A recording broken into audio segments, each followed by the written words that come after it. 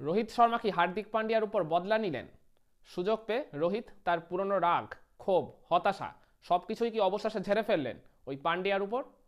এই চ্যাম্পিয়ন্স ট্রফির দল ঘোষণা হওয়ার পর থেকেই ক্রিকেট পাড়ায় এরকমই গুঞ্জন শোনা যাচ্ছে।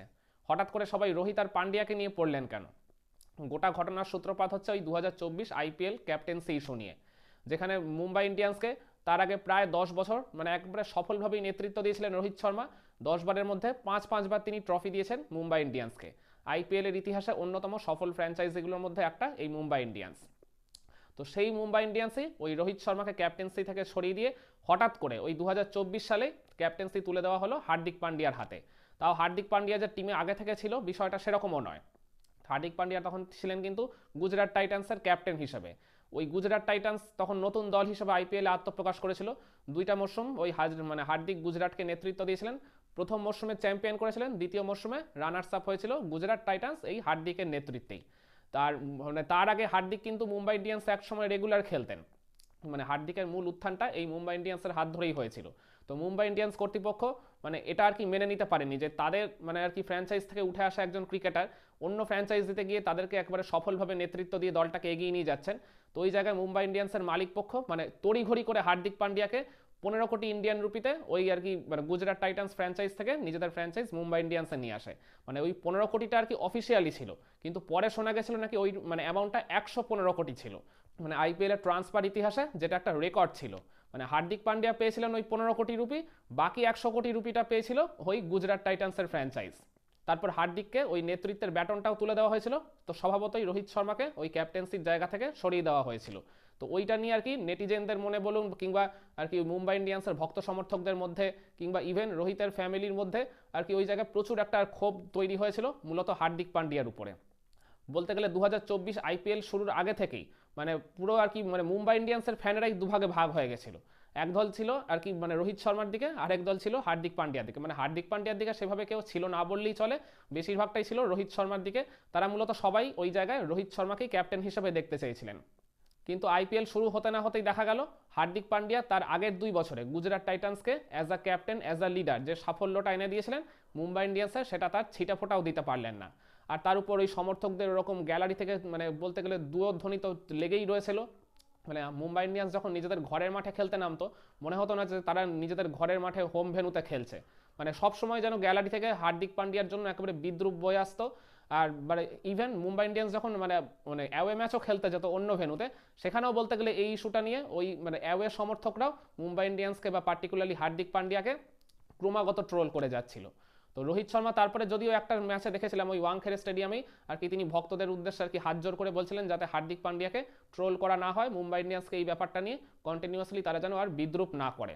কিন্তু রোহিত শর্মা নিজের ইমেজটাকে ঠিক রাখার জন্য পাবলিকালি যতই আর কি হার্দিক পান্ডিয়ার পক্ষে সেই সময় সওয়াল করুক না কেন, মনের মধ্যে কি তার কোনো রাগ বা ক্ষোভ ছিল না?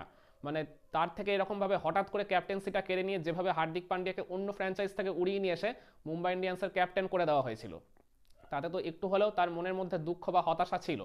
ঠিক সেই কারণেই আমার মনে আছে ওই গত বছর টি-20 বিশ্বকাপ ছিল ওই আইপিএলের ঠিক পরেই। মানে টি-20 বিশ্বকাপের দল নির্বাচনটা ওই আইপিএল চলাকালীনই হয়েছিল।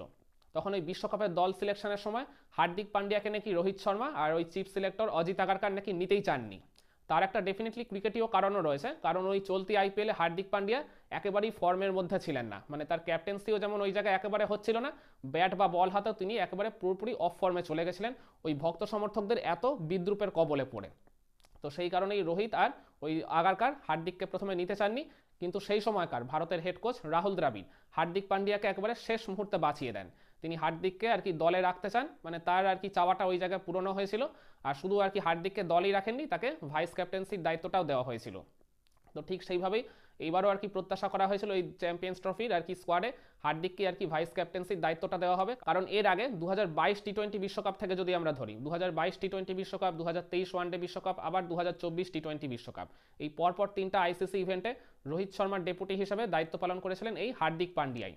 তো সেই কারণে এটাই প্রত্যাশিত ছিল যে টিমের অন্যতম সিনিয়র প্লেয়ার হিসেবে হার্দিক পান্ডিয়ার হাতেই হয়তো রোহিত শর্মার ওই ডেপুটির দায়িত্বটা তুলে দেওয়া হবে এই চ্যাম্পিয়ন্স ট্রফির মঞ্চেও। কিন্তু বাস্তবে দেখা গেল পুরো উল্টো ছবি।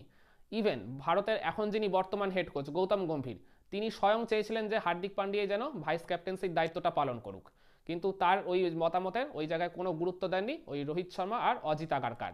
মূলত তাদের জোড়াজুড়িতেই বা তাদের আর কি মতামতটাই শেষ পর্যন্ত প্রাধান্য পায়। হার্দিক পান্ডিয়াকে তারা ভাইস ক্যাপ্টেন্সির দায়িত্ব থেকে সরিয়ে দিয়ে শুভমান গিলকে এই ভাইস ক্যাপ্টেন্সির দায়িত্বটা তারা দেয় এই চ্যাম্পিয়ন্স ট্রফির জন্য। শুধু চ্যাম্পিয়ন্স ট্রফি নয়, তার আগে ইংল্যান্ডের বিপক্ষে যে 3 ম্যাচের ওয়ানডে সিরিজ রয়েছে সেখান থেকেই আর কি শুভমান গিলকে এই রোহিত শর্মার ডেপুটির দায়িত্বটা দেওয়া হয়েছে। তো এই গোটা ঘটনার সাপেক্ষে এখন তো এরকমই মনে হচ্ছে যে রোহিত শর্মা মানে তিনি তো আগেও একবার অ্যাটেম্প্ট করেছিলেন ওই গত বছর টি20 বিশ্বকাপের আগে, মানে তিনি তো তখন হার্দিক পান্ডিয়াকে দলই রাখতে চাননি, মানে ভাইস ক্যাপ্টেন্সি দেওয়া তো অনেক দূরের কথা। রাহুল দ্রাবিড়ের সৌজন্যে হার্দিক পান্ডিয়া সেবারে দলে শেষ পর্যন্ত টিকে গেছিল আর সাথে ভাইস ক্যাপ্টেন্সিটাও তিনি পেয়েছিলেন। ঠিক এবারও আর কি মানে এবারে রোহিত শর্মার অতটা আর কি সাহস হয়নি যে হার্দিক পান্ডিয়াকে দলের বাইরে রাখার, কারণটা তার রিসেন্ট পাস্ট ফর্ম। কিন্তু মানে হার্দিক পান্ডিয়া দলে থাকলেও তিনি ওই কৌশলগতভাবে ভাইস ক্যাপ্টেন্সির দায়িত্বটা আর কি হার্দিক পান্ডিয়ার থেকে ঠিকই কেড়ে নিলেন, ঠিক যেমনটা ওই গত বছর মানে 2024 আইপিএল শুরুর ঠিক আগে আগে আর কি ওই মুম্বাই ইন্ডিয়ান্স কর্তৃপক্ষ রোহিত শর্মার থেকে ক্যাপ্টেন্সিটা কেড়ে নিয়ে হার্দিক পান্ডিয়াকে দিয়ে দিয়েছিল। তো এই দুটো ঘটনার সাথে আপনারা যদি ওই আইপিএল ক্যাপ্টেন্সির ইস্যুটা যদি আর কি মেলানোর চেষ্টা করেন তাহলে দেখবেন হয়তোবা রোহিত শর্মার এই জায়গায় একটা আর কি বিগ রোল থাকলেও থাকতে পারে এই হার্দিক পান্ডিয়ার থেকে ভাইস ক্যাপ্টেন্সির দায়িত্বটা কেড়ে নেওয়ার জন্য। তো আপনারা কি মনে করেন আসন্ন চ্যাম্পিয়ন্স ট্রফির মঞ্চে হার্দিক পান্ডিয়ার মতো এত অভিজ্ঞ আর দক্ষ একজন নেতা, যিনি কিনা এর আগে আইপিএল এর মঞ্চে কিংবা মানে দেশের হয়ে কিংবা ঘরোয়া ক্রিকেটে সফলভাবে নেতৃত্ব দেওয়ার রেকর্ড রয়েছে, তো তাকে ভাইস ক্যাপ্টেন্সির দায়িত্বটা না দিয়ে রোহিত শর্মার অজিতাকার কার্ড কি কোনো বড় ভুল করে ফেললো? কমেন্ট করে আপনার মতামতটা জানাবেন নাকি?